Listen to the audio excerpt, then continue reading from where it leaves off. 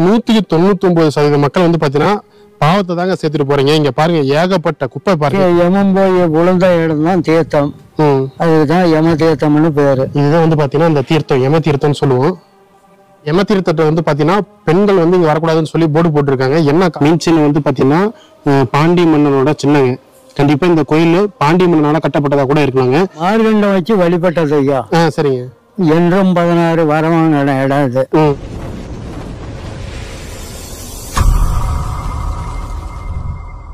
வணக்கம் and welcome to Prabhu trucker channel.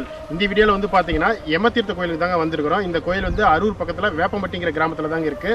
கரெக்டாக அரூர்லேருந்து ஒரு 13 கிலோமீட்டர் தொலைவில் வந்து பார்த்தீங்கன்னா இந்த கோயில் அமைஞ்சிருக்கு.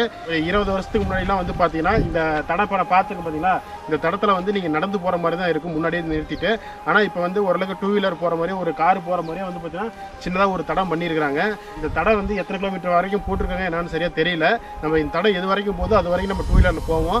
அதுக்கப்புறம் வந்து நம்ம நடந்து போலாம் வாங்க.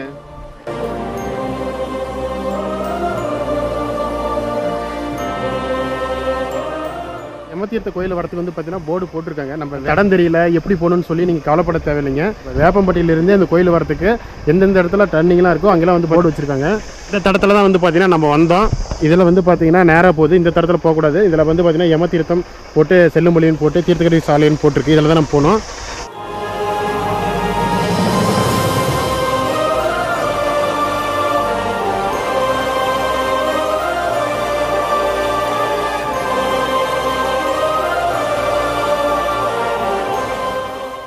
நம்ம வந்து பார்த்தீங்கன்னா வண்டி கொஞ்சம் தூரம் தாங்க வந்துச்சு. கொஞ்சம் தூரம் ஒரு பாதி தூரத்துக்கு மேலே வந்திருக்கோம். இதுக்கப்புறம் வந்து பார்த்தீங்கன்னா நம்ம அப்படியே நடந்தாங்க போகிற மாதிரி இருக்குது. ஃபுல்லாகவே பாதை வந்து ஒத்தடி பாதை தான். 2 பக்கம் படிக்கட்டுன்னு இல்லைங்க, தடத்தில் 2 பக்கம் புதர்லாம் இருக்குது பார்த்தீங்களா. அதெல்லாம் வந்து சுத்தமாக நல்லா நீட்டாக க்ளீன் பண்ணி விட்ருவாங்க. நம்ம அந்த வந்த வழி இது தாங்க, ரொம்ப செங்குத்தாகிடுது. வண்டி கொஞ்சம் அங்கேயே ட்ராப் பண்ணிட்டு இப்போ அப்படியே நம்ம போயிட்டுருக்குறோம். வண்டி நிறுத்தினதுக்கப்புறம் ஒரு 20 நிமிஷம் பக்கமாக நடந்துருப்போங்க. முன்னாடி ஏதோ ஒரு கோயில் தெரியுற மாதிரி இருக்குது.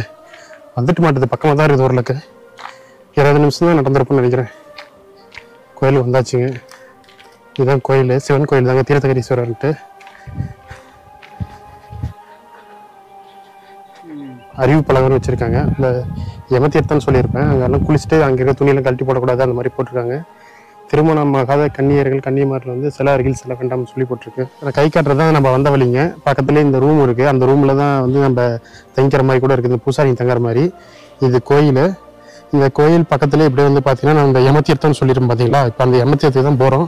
நம்ம யமதீர்த்தத்தில் ஃபஸ்ட்டு நம்ம தண்ணி பார்த்துட்டு அப்புறமேட்டு நம்ம ஈசனை வழிபட வரலாம் வாங்க. பாருங்க, அந்த இடத்துல தான் வந்து பார்த்தீங்கன்னா இந்த தீர்த்தம்னு சொல்லுவோம் பார்த்தீங்களா, அந்த தீர்த்தம் இருக்குது. அந்த இடத்துல தான் நோக்கி போயிட்டே இருக்கிறோம். இல்லையே வந்து பார்த்தீங்கன்னா இங்கே இந்த பழைய பொருட்கள் இந்த பிளாஸ்டிக் எல்லாம் போடக்கூடாதுன்னு சொல்லியிருக்காங்க.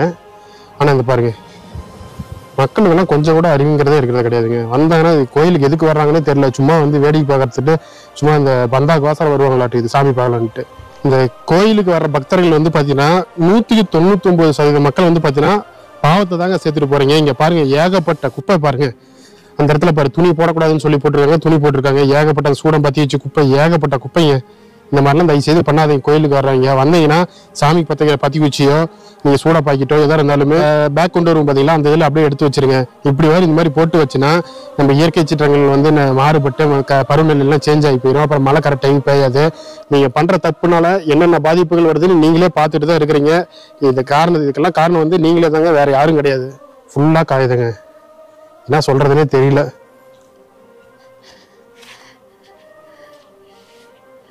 இதுதான் வந்து பாத்தீங்கன்னா இந்த தீர்த்தம் யம தீர்த்தம்னு சொல்லுவோம். தெரியுதுங்களா தீர்த்தம்? இது உள்ளதான் தண்ணி இருக்கு. இந்த யம தீர்த்த தண்ணி வந்து பாத்தீங்கன்னா இந்த இதுல இருந்தா வரும். இந்த மரத்தோட வேர் இருக்கு பாத்தீங்களா, அந்த மரத்து வேர்ல இருந்தா தண்ணி வரும். இதுதான் வேருங்க. இந்த வேர்ல தான் பாருங்க தண்ணி லைட்டா வர்றது தெரியுது பாருங்க. இந்த எல்லா சத்துல இதுல தாங்க இந்த வேர் மூலியமா தான் தண்ணி வருது. மழை காலத்துல வந்து இந்த வேர் மூலியமா நிறைய தண்ணி வருங்க. ஆனா இப்ப கொஞ்சம் கம்மியா வருது. இந்த இடத்துல நந்தி சிலை வச்சிருக்கிறாங்க. இந்த ஃபுல்லாவே இந்த பார்த்தீங்கன்னா இந்த வேர்ல வந்து அந்த பெண்கள் வர்றத அந்த துணி கட்டி விட்ருவாங்க. இதுக்குன்னா இந்த குழந்தை பாய்க்கு வர்றவங்க இல்லாதவங்களாம் வந்து பார்த்தீங்கன்னா துணி கட்டி விட்றாங்க. இந்த இடத்துல தான் வந்து பார்த்தீங்கன்னா இந்த கன்னிமார் சாமி இருக்குதுங்க. கன்னிமார் சாமிட்டு தான் வந்து பார்த்தீங்கன்னா திருமணம் ஆகாதவங்க யாருமே இந்த இடத்துல வரக்கூடாது அப்படின்னு சொல்லி போட்டிருக்காங்க. யமதீர்த்தத்தில் வந்து நம்ம குளிச்சோம்னா உடம்புல இருக்கிற தோல் சம்மந்தப்பட்ட வியாதிகள், அப்புறமேட்டு இந்த கோயிலுக்கு வந்தோம்னா நம்மளுக்கு இந்த இந்த இறந்துருவோம்னு சொல்லிட்டு பயம் இருக்கும் பார்த்தீங்களா, அந்த பயம் எல்லாமே போயிருங்க இந்த கோயிலில் வந்தோம்னா. பாருங்க, பார்க்கவே ரொம்ப வித்தியாசமா இருக்குது பாருங்க. இந்த இடத்துல தான் வந்து கன்னிமார் இருக்காங்க, அந்த இடத்துல நாகமா இருக்காங்க. இது ஃபுல்லாவே வேருங்க. வேரில் தான் வந்து பார்த்தீங்கன்னா துணியெல்லாம் கட்டியிருக்காங்க. இந்த வேரை ஒட்டி தான் வந்து பார்த்தீங்கன்னா தண்ணி இதில் வரும். தண்ணி வந்து இந்த இடத்துல ஒரு பைப் மாதிரி வச்சிருக்கோம் பார்த்தீங்கன்னா, அந்த தண்ணி வந்து கலெக்ட் ஆகிறது இந்த இடம் தாங்க. இப்போ வந்து பார்த்தீங்கன்னா அப்படியே கொஞ்ச நேரம் இதில் நம்ம அப்படியே குளிச்சிடலாம். குளிச்சுட்டு அப்படியே நம்ம மேலே சாமி தரிசனம் பண்ண போயிடலாம்.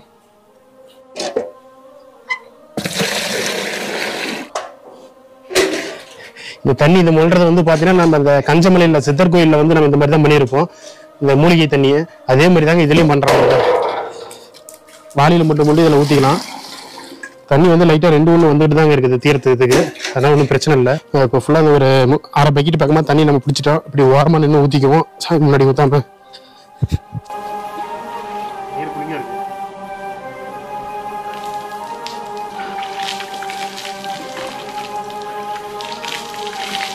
குளிச்சு முடிச்சாச்சுங்க. தண்ணி வந்து பார்த்தீங்கன்னா பயங்கர கூலிங்காக ஜில்லுன்னு இருந்துச்சு. ரொம்ப ஃப்ரெஷ்ஷாக இருக்குங்க. ரொம்ப தூரம் நடந்து ஒரு 1/2 மணி நேரமாக பார்த்தீங்கன்னா வெயில் வேறு பயங்கரமான வெயில். நடந்து வந்ததுக்கு ரொம்ப டயர்டாக இருந்துச்சு. தண்ணியில் குளிக்கவும் ரொம்ப ஃப்ரெஷ்ஷாக மாறிடுச்சுங்க. இந்த யமதீர்த்தத்தை வந்து பார்த்தீங்கன்னா பெண்கள் வந்து இங்கே வரக்கூடாதுன்னு சொல்லி போர்டு போட்டிருக்காங்க. என்ன காரணம்னு சரியாக தெரியல. ஃபுல்லாகவே வந்து பார்த்தீங்கன்னா அவ்வளோ சூப்பராக இருக்குங்க. எதிர்பார்க்கவே இல்லை இந்த அளவுக்கு இருக்குன்னு. ஆனால் நான் கொஞ்சம் இப்போ ட்ரையான சீசனுங்க, அதனால வந்து பார்த்தீங்கன்னா கொஞ்சம் ட்ரையாக இருக்கிற மாதிரி இருந்துச்சு. சப்போஸ் மழை காலத்தில் வந்தோம்னா ரொம்பவும் அற்புதமாக சூப்பராக இருக்குங்க.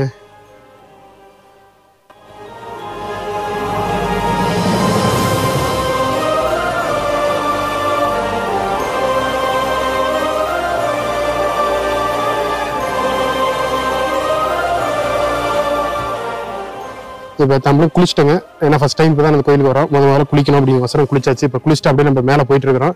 மேலே வந்து பார்த்தீங்கன்னா சிவன் இருக்காருங்க, தீர்த்தகிரீஸ்வரர்னு சொல்லிட்டு. மேலே போயிட்டு ஐயாவை தரிசனம் பண்ணுவோம்.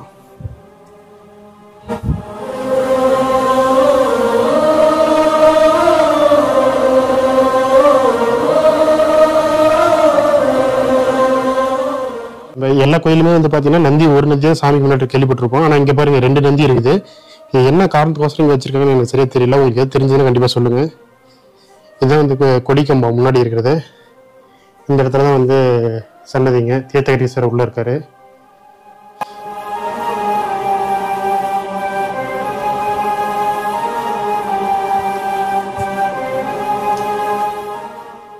இது வந்து பார்த்தீங்கன்னா சாமி தரிசனம் அவ்வளோ சூப்பராக சிறப்பாக முடிஞ்சுதுங்க. அப்படியே வந்து பார்த்தீங்கன்னா நம்ம கோயிலை சுற்றி ஒரு நல்லா வந்துடலாம்னு சொல்லிட்டு அப்படியே சுற்றி போயிட்டு இருக்கோம். அப்படியே பாருங்க, சூப்பராக இருக்குங்க இந்த கோயில். அவ்வளோ அமைதியாக ரம்மியமாக காற்று, இயற்கை காற்று அவ்வளோ சூப்பராக வந்துட்டு இருக்குதுங்க. இப்போ பார்க்குறது வந்து பார்த்தீங்கன்னா இந்த இடத்துல மீன் சின்னம் இருக்குது. மீன் சின்னம் வந்து பார்த்தீங்கன்னா பாண்டிய மன்னனோட சின்னங்க. கண்டிப்பாக இந்த கோயில் பாண்டிய மன்னனால கட்டப்பட்டதாக கூட இருக்கலாங்க. இப்போ பாருங்க மீன் சின்னம் இருக்குது.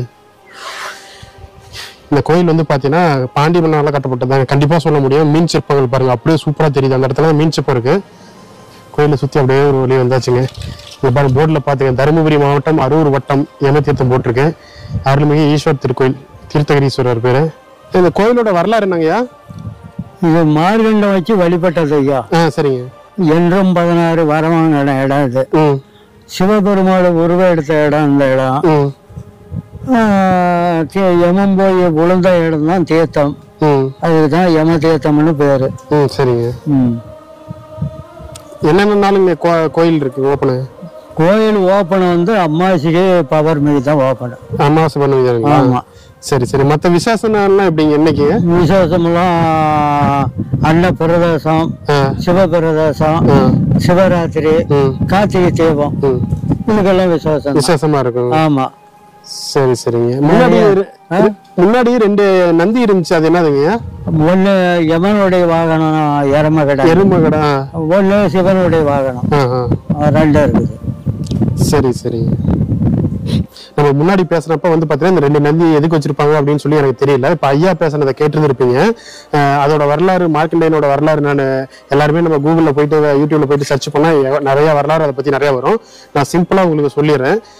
பிருகண்ட முனிவருக்கு வந்து பாத்தீங்கன்னா குழந்தை இருக்காது. குழந்தை வர வேண்டி நம்ம சிவன தவம் இருந்து பிருகண்ட முனிவரோட தவத்தை மிஞ்சி வந்து பாத்தீங்கன்னா அவருக்கு என்ன வர வேண்டும், அவர் கண் முன்னாடி தோன்றி அவருக்கு என்ன வர வேண்டும் அப்படின்னு சொல்லி கேட்பாரு.